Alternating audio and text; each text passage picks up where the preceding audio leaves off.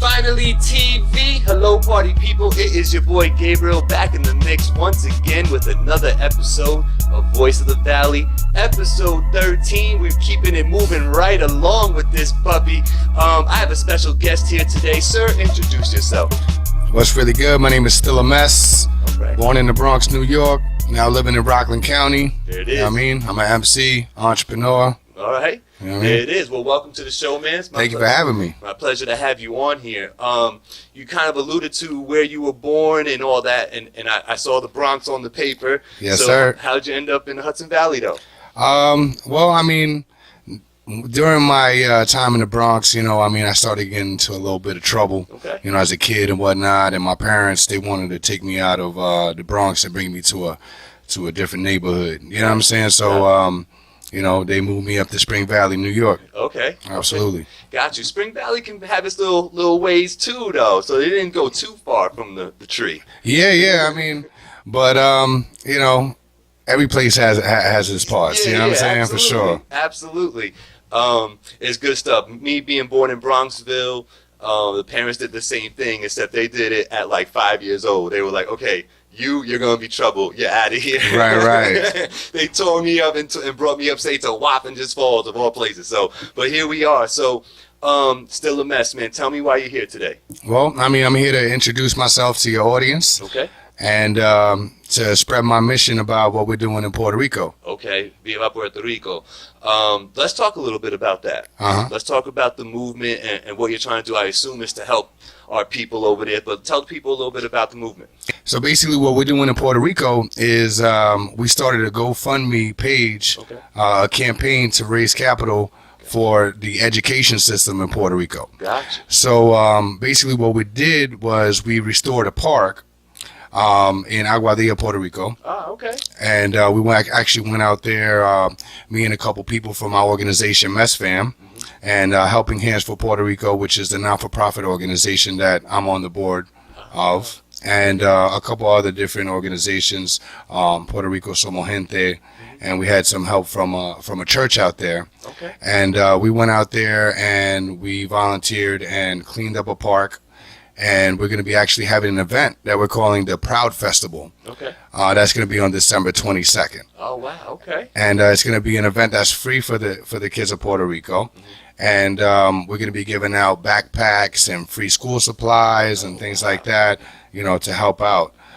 Because I'm not sure if you know, but the education system is in a bit of a crisis out there. Okay. They actually closed down 222 schools, which is 1/3 of the schools in Puerto Rico. And now they have like kids that are 10, 11 years old that are traveling 10, 20 miles to go to school. And if they don't travel that distance to go there, then they don't go to school. Wow. Part of our mission along with this event is also to raise capital so we can open schools in Puerto Rico. Gotcha. So basically what we're going to be doing is we're going to be restoring abandoned schools and reopening them with Montessori programs courtesy of Instituto Nueva Escuela. Okay. And they're going to be free in public to the kids of Puerto Rico. Wow. Salute to you, brother. Salute. That's a great movement. I mean, we do our best. I'm only a vessel. Yeah. I think that's great, and I don't think people really understand how much help Puerto Rico really needs right now. Right. So the fact that you're here and you're talking about that, maybe it'll open the eyes of a few people. Because even me, having family there, I know that my family's having it tough with just putting their properties back together. Thankfully, I didn't lose any family members in that whole storm and that all craziness, Thank God. But a lot of people did, Right. So my family's been dealing with a lot of property damage. So even from my point of view, to me, it just looks like broken fences and, we'll fix a window, but when you really look at it and break it down and go into what you're talking about, how the funding isn't there and how it's being taken away from, vital organizations and things on that side to help educate the, the people and the kids and all that good stuff, because if you leave the kids, uneducated and out there wild, what's it going to be in 10, 15 years? Exactly. Well, I mean, that's basically the big problem is due to this education crisis, the depopulation of the island is continuing because people are going to the mainland out here. A lot of people are migrating to New York for better opportunities, especially with education. Right. And it seems like some people just were like, you know what, I'm out. I got fam in Florida, Puerto Rico, Cali, or Carolinas. I'm out. Right. I'm gonna leave it behind. And that's the biggest problem because I mean, at the end of the day, the native people of Puerto Rico are moving out of Puerto Rico. Right. And then what's going to happen is corporate America and all these people with money are going to go up and buy all the property and everything like that. That's already happening. So I mean, my biggest concern is that Puerto Rico will lose its cultural identity. So for real, Puerto Rico could be the new Hawaii. Think about their culture; it's become commercialized. Yeah, it really has been. Right, it really has been. I didn't even think about it like that. And for a place like Puerto Rico that's so deep in the culture of what was there with the Taino Indians and everything that's like it's built on. Indeed. Starting to get away from all that, and like you see it when you're in San Juan. Yeah. You know what I mean? Exactly. If you venture out of San Juan, you see the real Puerto Rico. Right. You know what I mean? But in San Juan, it's like it's almost lost its identity completely over there. It's almost hard to find like traditional ethnic food. Absolutely. Unless you go into the shops right. now. Exactly. Like what? A lot of franchises and things like that. Yes. All right, so that's one half of why you're here. The other half of why you're here is because you like music, my friend. Yes, sir. Yeah, you like Absolutely. music. So let's talk a little bit about what you're doing musically. So you're an MC, yes. rapping, and I was listening to a couple of songs. I think one was called Runway. Yes. I was peeping that just a little while ago.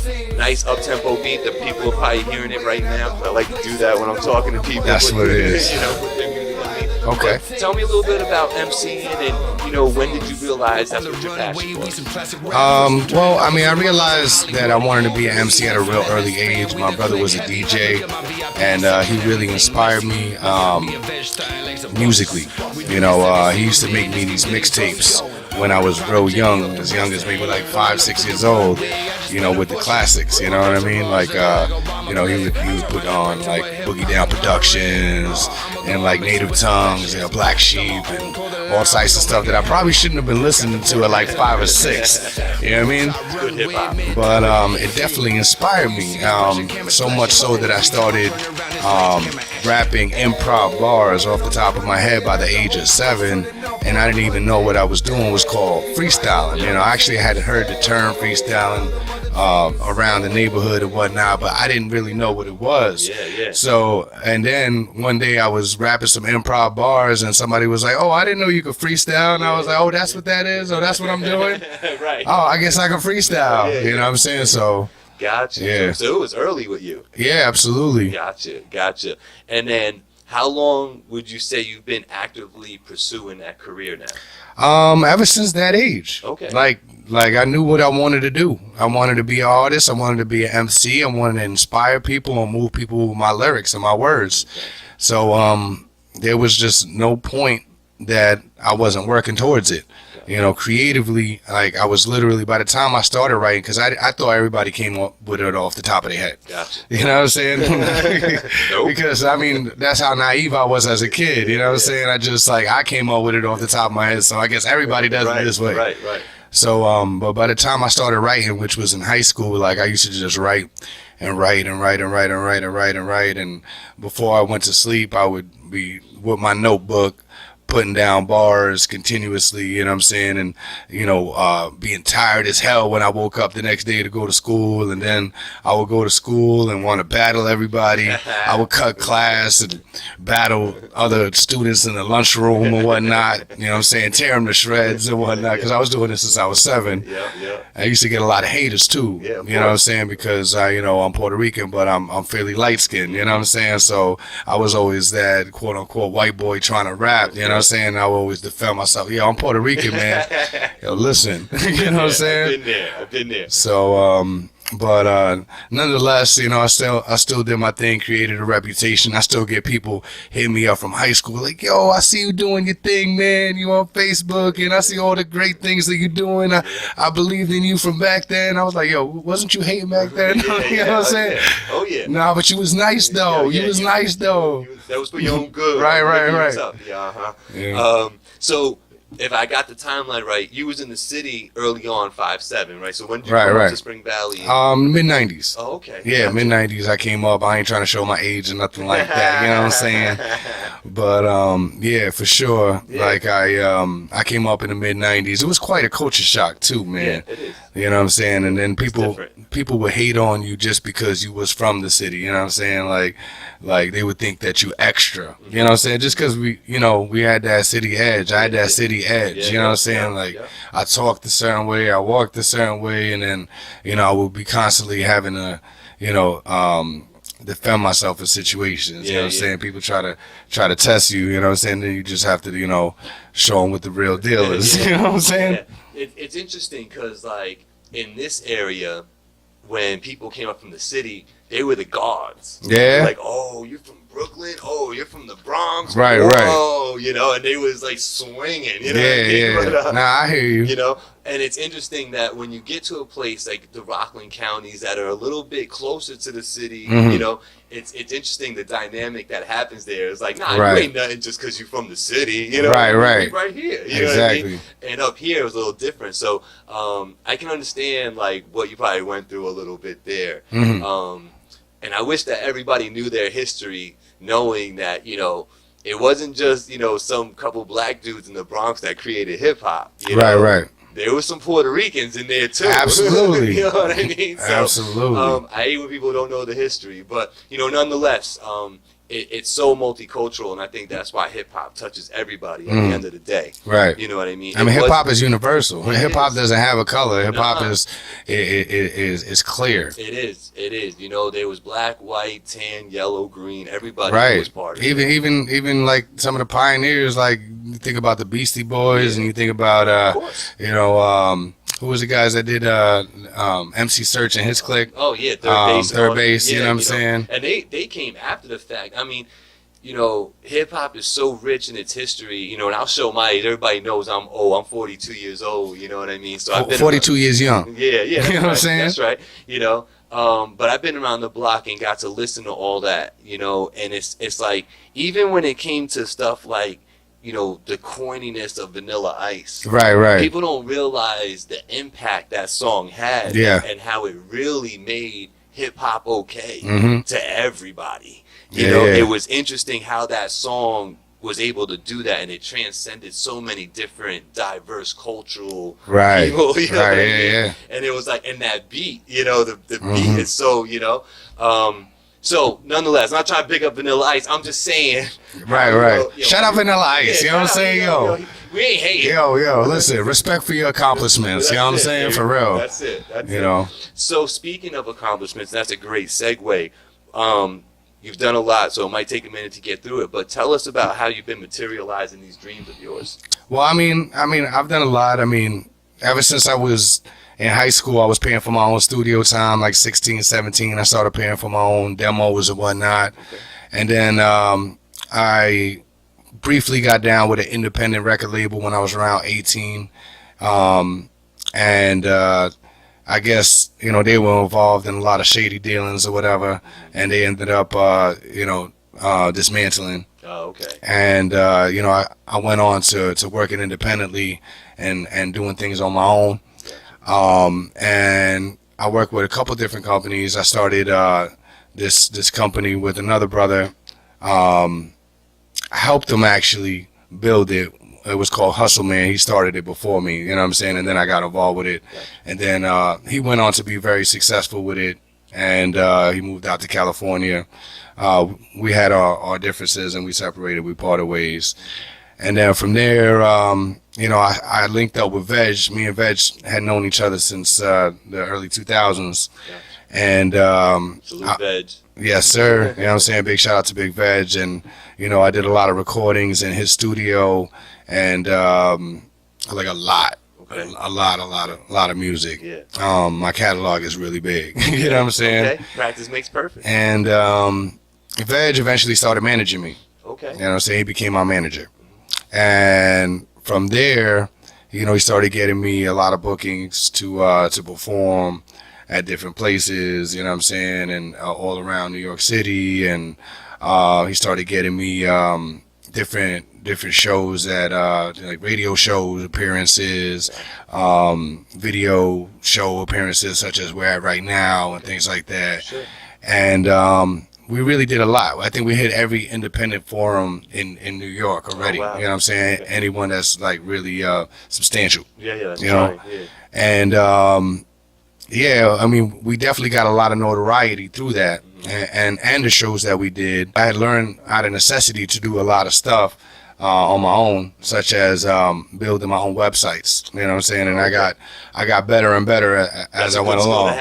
Yes, sir. Yes, sir. A lot of people don't realize, and this is for all the people that are involved with that, sometimes keeping it simpler is more effective. You know what I'm saying? Because a lot of what I would do back in the day when I first started building websites, it was just like I was doing too much. There was the website was too busy. Right. So when somebody went on it, they didn't really know what to look for, what was going on. You know what I'm saying? Yeah. So sometimes less is more when it comes down to websites. Yeah. You know, we're in a generation where keeping it simple, you know what I'm saying, is where it's at. They call that the KISS method. Yes.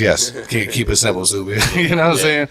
You know. So, you know, I started doing that. Thus far, I built 3 websites.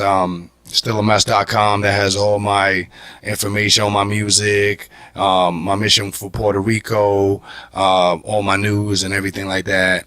Messfam.com, which is my company's website, and Proudfest.com, which is that event that I was telling you about in Puerto Rico that we're doing on December 22nd. Okay, there you go. So we'll check out those websites. I'm sure I put something on the screen and getting people to go there and visit all that stuff. And I might be hitting you up about FinallyTV's website. Hey, just let me know, man. Yeah, man. That's what I do. So there's a fun part of the interview for me because we're going to share some similarities here. But there was more with the materializing of accomplishments. Oh yeah, yeah, for sure. Oh, you know what I'm saying? More. Do tell. Couple things that I'm really proud of. Okay. You know what I'm saying is the fact that me and Veg we performed at the Apollo. Yeah, I saw that. Yeah, and that was crazy. That was an amazing experience. And SOBs, we did that a couple times too. That was always like a dream of mine to perform there at SOBs. Yeah, you know what I'm saying? Right, because back in the day, I used to be into a lot of independent hip hop, like underground hip hop, and I used to go to SOBs and see all these guys performing, packing out the spot. Yeah, you know what I'm saying? Independently, they're not on no major record label or anything like that. Right. Packing it out, and it was always my dream to do that. To get in there. I was actually able to, you know, to do that. That's so that was definitely, I feel, a real good accomplishment. I met that gentleman right there at SOBs. Royce the 5'9". I got that all. Yes.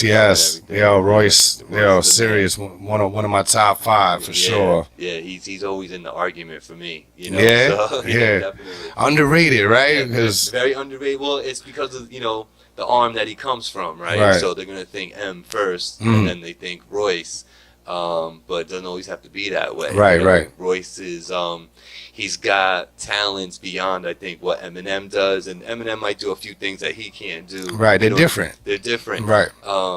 But he's definitely in the argument for top 5, Absolutely. top 7. MCs. Both of them for me. You know what I'm saying? M and Royce, for real. They pillars in Detroit for sure. I don't see how anybody could deny them as far as being the best to come out of that, Midwest or West, or for sure, whatever you want to say. By the way, my top 5 changes every other month. Yeah, it does. It depends on the mood. Right. There'll be times where Pharoah Monch and Big L are 1 and 2 for me, and there's other times where it's like, nah, it's KRS and Big Daddy Kane. Yeah, exactly. So it changes depending on my mood, but. Always some mix of just some real professional MCs, that Cool G Rap ends up in my top 5 for sure. You know what I mean? Sure. So, Real Street Blues, yeah, all day, talk all like day, sex, day, yo.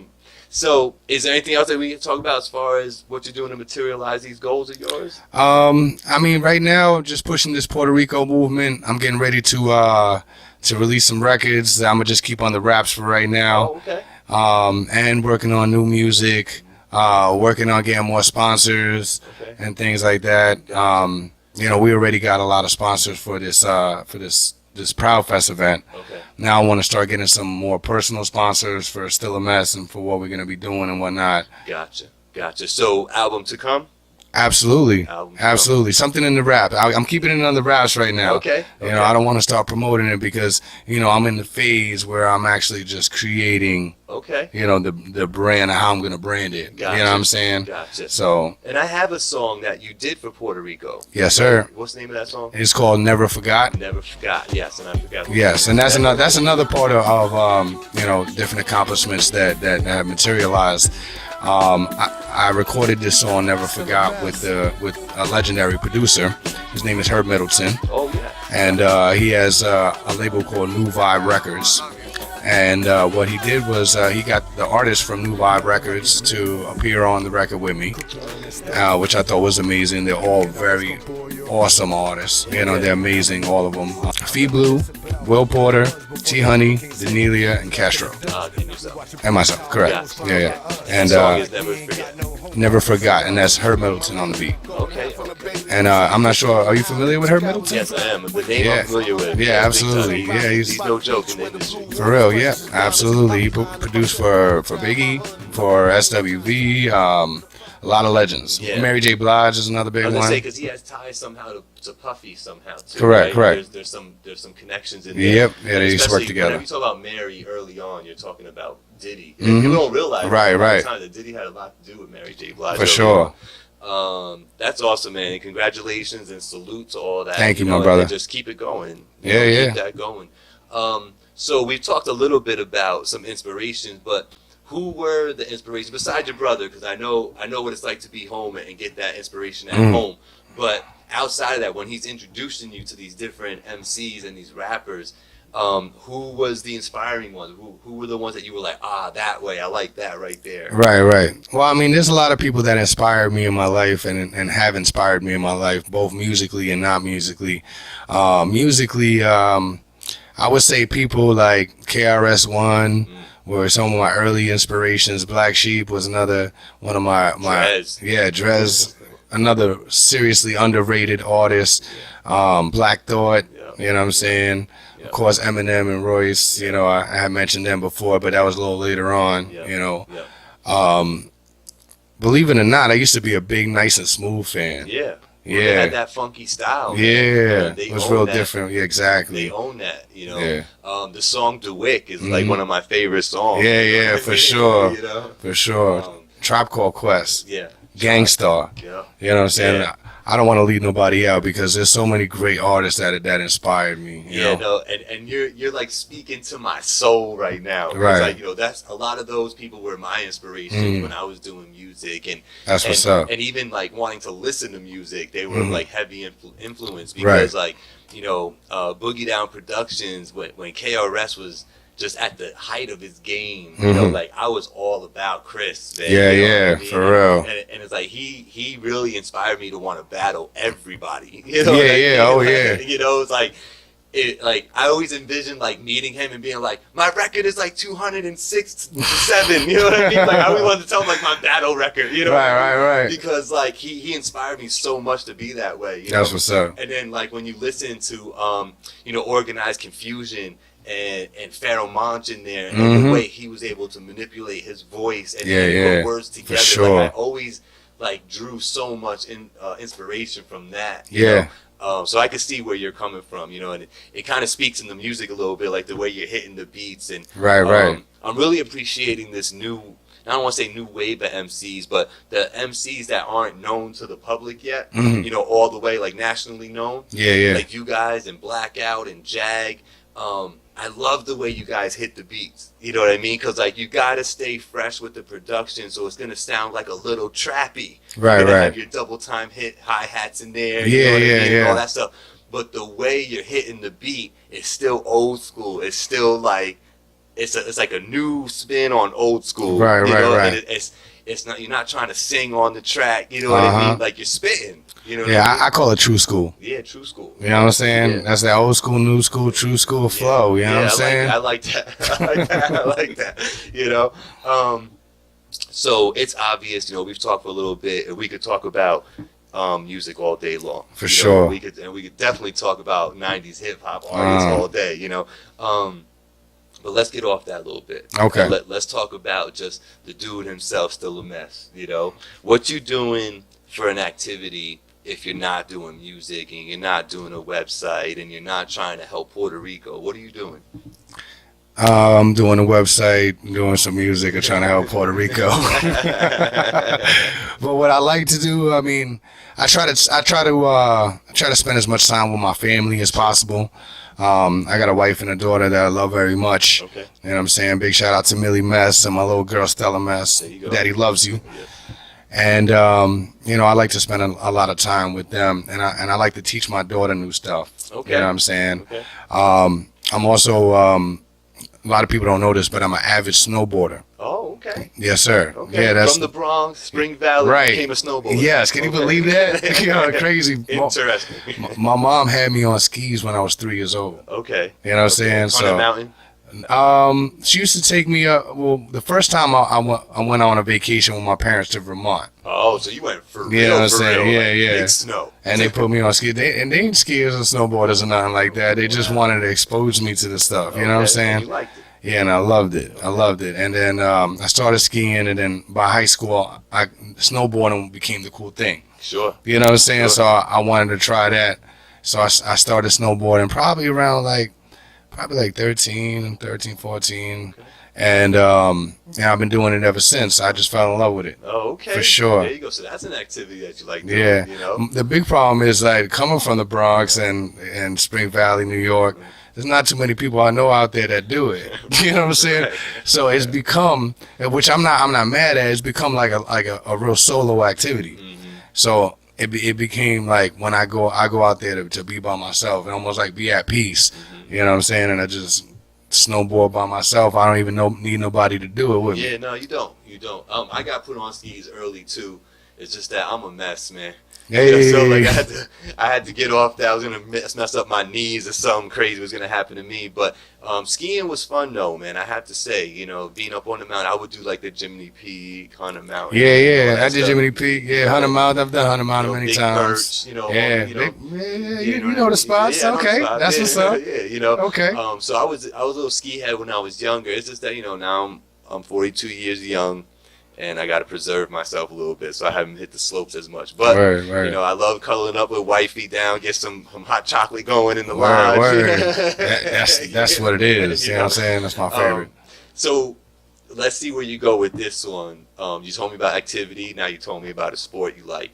How about food, man? Comida. What's your go-to plate if you hungry and you fiending for something? What type of plate you fiending for?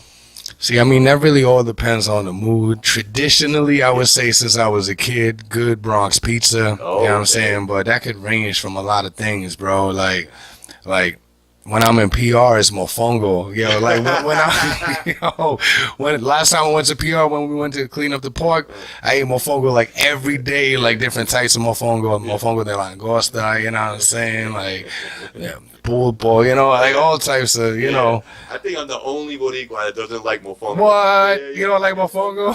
And it's funny too. My uncle Cesar, shout out, in Puerto Rico, he's the funniest man I've ever met in my life, right? And he always has this thing where he'll be like, you know, I get upset with people, and I'm like, well, why? And he's like, because when they talk about mofongo, they look at me. Like, look at me when you say mofongo. Like, he always cracking That's me up, what's up. you know. But okay, I got it. And if I like to ask this question, but I like to exclude home. Mm-hmm. Okay, so we're excluding the home because I know what it means for family, you know. But tell me a favorite place, man. What's a favorite place you like? You've probably seen a couple places in this world. What's a favorite place for you to be? On top of a mountain, bro. Yeah. Yeah, like absolutely just getting ready to snowboard down it. Yeah. You know what I'm saying? It's just like, to me, I'm at peace. And you know that once you you know, put the front of that snowboard down to go down that mountain, at that point, and this is why I love it so much. It's all about survival. You know what I'm saying? Oh, yeah. You know what I'm saying? Oh, yeah. It's a survival thing, you know what I'm saying? And the better you do, the better you feel about yourself, the more endorphins and adrenaline you get. You know what I'm saying? So it's a rush. Absolutely. It's a rush, that's for sure. Cool. So somebody like you that's been fairly successful, you know, you definitely got your eyes on the prize. I think my audience is seeing that right away. Very determined individual. Is there like a piece of advice that you're living by, you know, that drives you in the direction you're going? Or is there a pet peeve or something of yours that puts you in a certain position all the time? I mean, just never forget that you're a mess, that no matter how much you got your life together, you still a mess, just like me. You know what I mean? With that, also never give up. Right. You know what I mean? Right. It may not be the first time you try something that you're successful with it. You know, 9 out of 10 businesses fail the first time around. Yeah. Second time around, that percentage jumps up a bunch. Yeah, I think it's like 50%. Yeah, okay. You know what I'm saying? So it goes from 90 to 50. You know what I'm saying? Yeah. So it's crazy. You just gotta believe in yourself, you know, and be the best mess that you can be. With that, would you say that life is delicate? Is that how would you pose it that way? That really things could go any way it wants at any time, no matter how many safety measures you try to put in and all that? Would you say that life is still just kind of, it's finicky? Nah, I think life is like one of those computers that got that fucking hard shit around it. You know what I'm saying? Bang that shit the fuck around. You know what I'm saying? Part of my language. Yeah. But nah, dead serious. Sometimes you gotta go hard or you gotta go home. You know, the only other thing I can say about, you know, things I live by is, in order to be successful, you got to work on your time management. You know what I mean? Absolutely. And success is not a monetary thing. You know what I'm saying? Success is how much peace you have in your life. You know what I'm saying? Are you happy with the fact that you have money in your bank, and that you spend time with your family, and that you're able to develop and grow every day? You know, is your physical right? Is your spiritual right? Is your mental right? Right.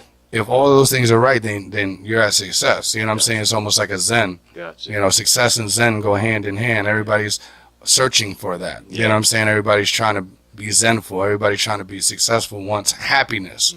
You know, those are all, to me, synonyms. Gotcha. It's true, too. I think a lot of people look at success monetarily. I think Yes. they say, you know, how much money am I generating? That's how successful I am. Right. You know, and it's not true all the way. There's some truth to it, but not all the way. Right, You know, I right. think Because if you have all the money in the world and no time to spend it, then, Right. you know, what would you work for, and, you know? and time management is huge, too. I don't think people understand about time management Right. and valuing your time, Absolutely. you know. For sure. If you don't value your time, nobody else will. Yes, sir. And it'll be wasted and wasted again, you know. So I commend you on that thought process. Thank you, brother. Here's my hands down favorite question on Voice of the Valley. Shameless plug though. Subscribe. I don't know what you're doing watching this and you're not subscribed. Anyway. Nah, they already subscribed. Yeah. Nah, they good. They Yeah, did. they Oh, did. good job. Yeah. Get on it. Thank you for subscribing. There you go. But my favorite question is, you've been around Big Veg, got you a bunch of shows. Tell me about a time that you felt like a star doing your thing with this music stuff. I mean, I told you a couple times, and you know, I tell you, those were really significant times. Like the Apollo was one of those times. Oh yeah. You know, performing in front of 1,500 people, and having the whole crowd yelling, you know, hip hop, because that wasn't even the song we were doing. It's called "Give It Up for Hip Hop." Gotcha. You know what I'm saying? It was just an amazing thing to hear, like a crowd of that size chanting with you. You know what I'm saying? That was really hot. Yeah. Another time we went out to Philadelphia to do a show. Okay. And we performed at a Puerto Rico benefit in Philadelphia. That's what it was. And a lot of people bought our merchandise and showed us so much love when we performed. It was just like amazing, you know, just going out of state, not where from you're from, you know what I'm saying? And getting embraced so much, you know, by that crowd. You know, they just really showed so much love. And I'm just like, I mean, maybe it's just that Philly is the city of brotherly love. Like, I was like, y'all was just like so extra. Y'all loved it. Yo, that was great. You know what I'm saying? So, you know, I plan on doing some more shows in Philly. I really got embraced out there. Yeah. And just continuing, you know, spreading that goodness, spreading the word, spreading the message of the mess that no matter how much y'all have your life together, you're still a mess, you know? Yeah. And promoting positivity, you know what I'm saying, and doing things to change the world that have a positive impact on the world. Right. You know what I'm saying? FinallyTV, another one of those things bringing positivity around here. Yes, sir. You know, trying to shed a little light on the good guys in the world. Hey. You know, so that's funny. I got a song that's like "Say Hello to the Bad Guy." Oh yeah. Go figure. It's called Mr. Misunderstood. Check that out. You know what I'm saying? Mr. Misunderstood. Yeah, yeah. Okay, I like it. I like it. So this is that time of the day where it's all shameless plugs for you, man. Just look into the camera, tell the people where they can find you, where they can follow you at, where they can get your music and all that good stuff. Yeah, I mean, yo, you can find me just by putting in Stillamess.com. You know what I'm saying? Or you can put Stillamess in Google and a whole bunch of different pages will pop up. At Stillamess on Instagram, Twitter, and SoundCloud. Okay. Stillamess TV on YouTube. Okay. All right. Stillamess Central on Facebook. Okay. Okay. What else? You can find me in the club, bottle of. You know what I'm saying? Yo, I'll be in the club. Okay. So, ladies and gentlemen, that is episode 13 with my boy Stillamess. I love the movement.